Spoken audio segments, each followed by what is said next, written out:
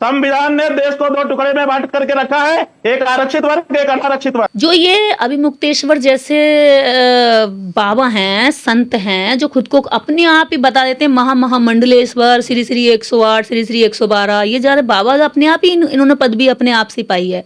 कौन मानता है इनको? कोई नहीं मानता। ऐसे कितने बाबा झुंड बना के सड़कों पे घूमते रहते हैं, ऐसे कितने बाबा आपने देखो कुंभ में घूमते फिर रहे, कौन मानता है इनको? हम बाबा नहीं, शंकराचार्य हैं। देखिए कौन शंकराचार्य, हम तो नहीं मानते। कौन है शंकराचार्य? ये इनके घर की पोस्ट है, ये इनकी अपनी जातियों की पोस्ट है। शंकराचार्य बनकर बैठ जाते हैं लोगों में जातिवाद फैलाने के लिए। अगर तुम्हारे अंदर दम है तो जब जातिवाद पर हिंसा होती है तो तब तुम क्यों नहीं बोलते हो? तब तुम्हारे मुंह में दही जम जाती है। जब लोगों पर अत्याचार होता है, जब लोगों के राइट छीने जाते हैं, तब तुम क्यों नहीं बोलते हो कि भैया ये बढ़ रहा है, ऐसे बढ़ जाएंगे? अरे हिंदू धर्म को बांटने का सबसे बड़ा जो ठेका ले रखा है इस समय ऐसे बाबाओं ने, ऐसे संतों ने, ऐसे गुरुओं ने, ऐसे ढोंगियों ने ले रखा है। मैं उन सच्चे संतों को नमन करती हूँ जो वास्तव में संत हैं, लेकिन ऐसे ढोंगियों से मुझे खास नफरत है जो समाज में संत का चोला पहनकर। बिल्कुल, संविधान अगर बांटता तो जो 1947 से पहले लोगों के अंदर इतनी यातनाएं होती थी, सड़कों पे नहीं चलने दिया जाता था, महिलाओं से स्तन टैक्स वसूला जाता था, उसको तुमने कभी अमान्य नहीं बताया, उसको कभी अमान्य नहीं बताया। जो सड़कों पर चलते हुए अछूतों के कमर में झाड़ू और गले में मटका बांधा गया, तो अभिमुक्तेश्वर महाराज ने कभी नहीं कहा कि भाई ये तो बहुत ही गलत हुआ, इसकी माफी मांगनी चाहिए पीढ़ियों को।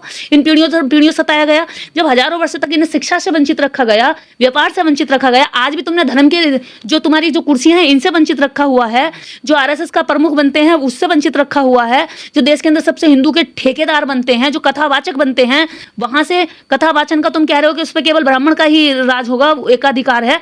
तो यहाँ पे तुम जो है कहते हो कि धर्म पर केवल हमारा एकाधिकार है। और जब संविधान ने सबको एकजुट कर दिया, सबको शिक्षा की बात कर दी, सबको आगे बढ़ाने के काबिल बना दिया, एक सड़क बना दी कि ये संविधान है, इस रोड पर चलकर आप कोई भी, एक गरीब भी, एक अमीर भी, दलित भी, एससी भी, एसटी भी, महिला भी, जिसको ये पैर की जूती कहते थे, वो भी काबिल बन सकती है। तो आज इनके पेटों में दर्द हो रहा है, पेट में मरोड़ हो रही है कि अरे जो लोग हमारी गुलामी करते थे, जिन औरतों को पैर की जूती पहनकर हम समझते थे, फेंक दिया, छोड़ दिया, आज किसी औरत पर कोई बाबा अगर किसी भी तरह का एक्ट करता है तो तुरंत कोर्ट एक्टिव हो जाती है। अगर वो थाने जाएगी, कोर्ट जाएगी, तो बाबा जेलों पड़े। बाबाओं के गले की फांस इसलिए बना हुआ है आरक्षण, क्योंकि बाबा ढोंगी लोग केवल बाबा होने का दावा करते हैं, ये राजनीतिक लोग हैं। अगर ये वास्तव में बाबा है तो इन्हें आरक्षण से क्या लेना देना? ये अपने बाबागिरी करें ना, इनको क्या मतलब है देश के संविधान में छेड़छाड़ की बात करने का या संविधान से परेशानी होने का? तुम्हें क्या संविधान से परेशानी? तुम अपना धर्म चला रहे हो, तुम्हारे धर्म में तो कोई हस्तक्षेप नहीं करना ना।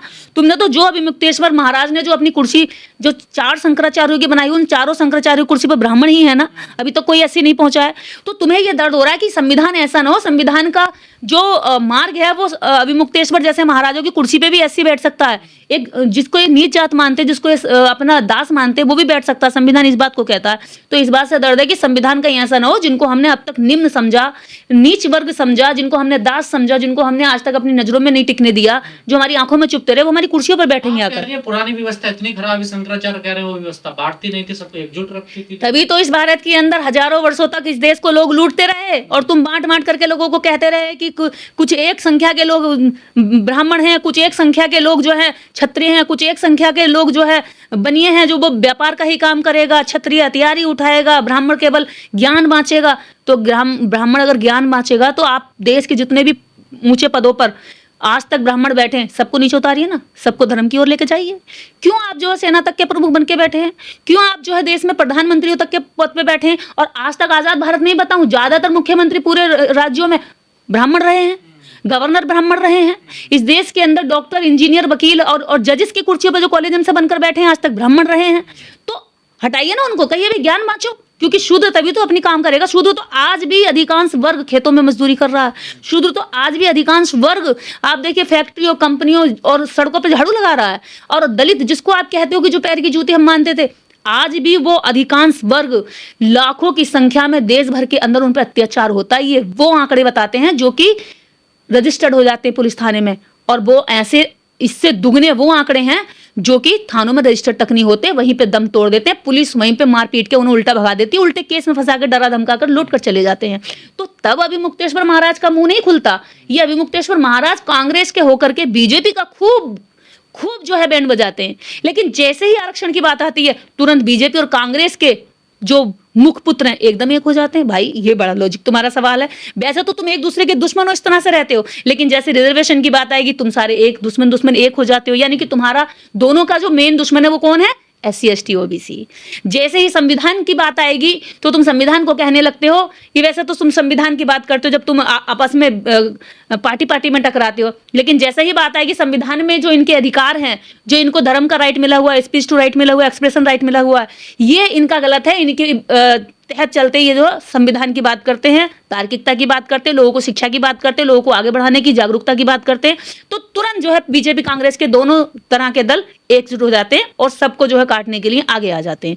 तो पाखंड इन दोनों ही पार्टियों के अंदर जो बैठे हुए लोग हैं वो पाखंड को परोसते हैं और पाखंड को सुरक्षित रखने के लिए एकजुट है, भाई भाई। अभिनंदन करने लायक फैसला है और CGI साहब को इसके लिए पूरे SC ST OBC समाज को आभार भी व्यक्त करना चाहिए। स्पेशली उन्होंने SC ST OBC नहीं, जो दिव्यांग हैं उनके लिए, जो रिटायर्ड आर्मी से हैं, जो आश्रित हैं आर्मी के उन लोगों को भी उन्होंने इसमें शामिल किया। यानी कि कोई कल को इफ और बट ना लगा सके कि भी अगर ये होते तो ज़्यादा अच्छा होता, ये नहीं है इसलिए ठीक नहीं है, या वो रह गए या छूट गए। उन्होंने बहुत बारीकियों से जानकर समझकर इस फैसले को लिया है और ये बहुत ही सुखद फैसला है। ये लोकतंत्र के उस बात को साबित करता है कि गरीब और अमीर सबके लिए न्याय बराबर होना चाहिए।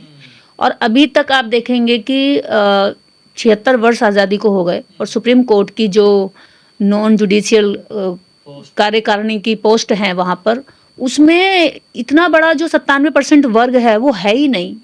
जब वो स्टार्टिंग से लेके ऊपर तक नहीं है तो सोचिए कि जो फैसले टाइप होते हैं, जो फैसले वहाँ से लिखे जाते हैं, बोले जाते हैं, जो वहाँ पे काम करने वाले लोग हैं वो कैसे निष्पक्ष काम करते होंगे, कैसे उनकी बात सुनते होंगे। तो ये बहुत ही महत्वपूर्ण फैसला बहुत ही बारीकियों से देखते हुए CGI गवई साहब ने दिया है और उसके लिए हम उनका आभार व्यक्त करते हैं कि उन्होंने ये बहुत ऐतिहासिक फैसला दिया है। और एक अम्बेडकर राइट या बौद्धिस्ट व्यक्ति जहाँ भी जाएगा वो मानवता को अपने ध्यान में रखते हुए, बराबरी को ध्यान में रखते हुए न्याय करता है। तो गवई साहब ने जैसे कहा कि मैं पहला दलित और दूसरे दलित और पहले बौद्धिस्ट CGI बने हैं, तो शायद उनकी इस लाइन में कहीं ना कहीं अब सत्यता नजर आ रही है, जिस तरह से वो फैसले देख रहे हैं बारीकियों से और उन पर फैसला ले रहे हैं। EWS गैर संवैधानिक आरक्षण है जो रातों रात 48 घंटे के अंदर ब्राह्मणों की गुहार पर सरकार ने दे दिया और विपक्ष ने भी अपने ना नुकसान देखा, ना फायदा, ना समझा, ना सुना, बस इस पे समर्थन दे दिया। क्योंकि कॉन्स्टिट्यूशन में जो रिजर्वेशन है वो उन लोगों के लिए है जो डिप्रेस्ड हैं, यानी जो सोशली डिप्रेस्ड लोग हैं उनके लिए रिजर्वेशन का प्रावधान था, ना कि जो आर्थिक रूप से पिछड़े हैं। क्योंकि आर्थिक रूप से व्यक्ति कमजोर जो होता है वो सामाजिक रूप से अपमानित नहीं होता। आप देखिए कई बार आप सवर्ण को देखेंगे कि गरीब जरूर होगा लेकिन जातीय हिंसा उस पर नहीं होती है। पर जो जातीय हिंसा है, चाहे दलित SC ST का जो व्यक्ति है वो चाहे अमीर ही क्यों ना हो जाए, पर उसके साथ जातिवाद कहीं भी हो सकता है। जैसे कि आप रामनाथ कोविंद जी को ले लीजिए, द्रौपदी मुर्मू जी को ले लीजिए, जब राम मंदिर का उद्घाटन होता है तो इनको बुलाया नहीं जाता है, या इनसे पूजा पाठ में इन्हें साथ नहीं बिठाया जाता है, या मंदिरों में भी जब रामनाथ कोविंद जी जाते हैं केरल मंदिर में एक पूजा के लिए तो उनको सीढ़ियों पर बैठकर पूजा करनी पड़ती है। यानी कि आप भारत की सबसे उच्च पदवी पर भी बैठ जाएंगे तो आप उनके लिए दलित ही रहेंगे। इस रिजर्वेशन का महत्वपूर्ण पॉइंट है क्योंकि रोस्टर जब होगा तो कोई भी किसी का हक नहीं मार सकता। OBC को OBC के हिस्से का मिलेगा, SC को SC का और ST के SC ST को। और जब होता क्या, रोस्टर नहीं होता है तो इन सीटों में जब इनकी नीयत अच्छी नहीं होती है, क्योंकि CGI हमेशा तो रहेंगे नहीं वहाँ पर देखने के लिए इस बेईमानी को, तो ये बेईमानी कैसे शुरू होती है कि यहाँ पर कह देते हैं non suitable NFS non found suitable करके जो है उस सीट का जो असली हकदार होता है उसको किनारे कर देते हैं और उसको कुछ समय बाद जनरल से भर देते हैं। यानी कि उनकी मंशा नहीं होती है कि इस कास्ट के या इस कम्युनिटी के लोग इस चेयर पर बैठे या उनका हक मिले। तो इस तरह की धांधली चलती है और लगातार NFS के माध्यम से आप देखेंगे बड़े बड़े उच्च पदों पर ये धोखाधड़ी चलती रही है। तो इस धांधली को रोक दिया CGI गवई। देखिए CGI गवई साहब ने जो रोस्टर का जो प्रावधान किया है वो यही देखते हुए किया, क्योंकि NFS एक तरह का द्रोण बना हुआ है, द्रोणाचार्य की तरह काम करता है, वो अंगूठा काटता है योग्यताओं का। तो ये CGI साहब ने इस बात को देखते हुए कि दोबारा से इस रिजर्वेशन में भी NFS ना लागू करें, इस रिजर्वेशन में भी NFS को आगे ला करके इनके हक, इनके अंगूठे ना काटे जाएं, योग्य लोगों को यहाँ से धक्का मार के बाहर ना निकाला जाए, तो इसलिए उन्होंने रोस्टर का जो इसमें बिंदु रखा है वो ये बहुत सोच समझ के रखा है, और इसके लिए शुक्रिया कि आपने ये इतनी बारीकियों से आगे की जो जनरेशन है उसके लिए सोचा और किया।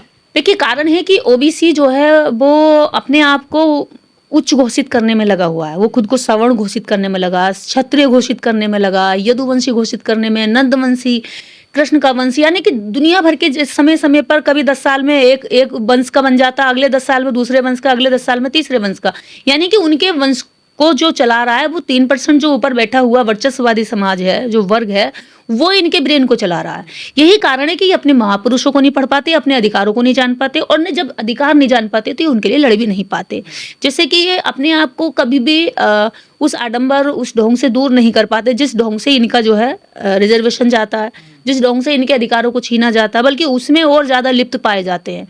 ये उस भीड़ का हिस्सा बनते हैं जिस भीड़ से इनके अधिकारों को कुचला जाता है। आप देखेंगे जब मंडल कमीशन लागू होने को आया तो एक ब्राह्मण पुत्र ने अपने आप को आग लगा ली मंडल कमीशन के विरोध में, और फिर भी ओबीसी जो है ये नहीं समझ पाया कि हमारे राइट्स को कौन खत्म कर रहा है। किसी एससी ने उनके खिलाफ नहीं आग लगाई थी कि ये अगर लागू हुआ तो हम मर जाएंगे, हमारे अधिकार छिन जाएंगे, ना किसी एसटी ने लगाई थी, वो एक ब्राह्मण लड़के ने लगाई थी। और वो इतनी नफरतों से भरे हुए हैं कि वो ओबीसी का रिजर्वेशन को चाहते ही नहीं। रिजर्वेशन छोड़िए, वो किसी भी तरह की आज़ादी, किसी भी तरह का हक नहीं चाहते, क्योंकि जो हिंदुत्व का जो एक हवा में ठहरा हुआ महल है वो भर भरा के नीचे गिर जाएगा ओबीसी के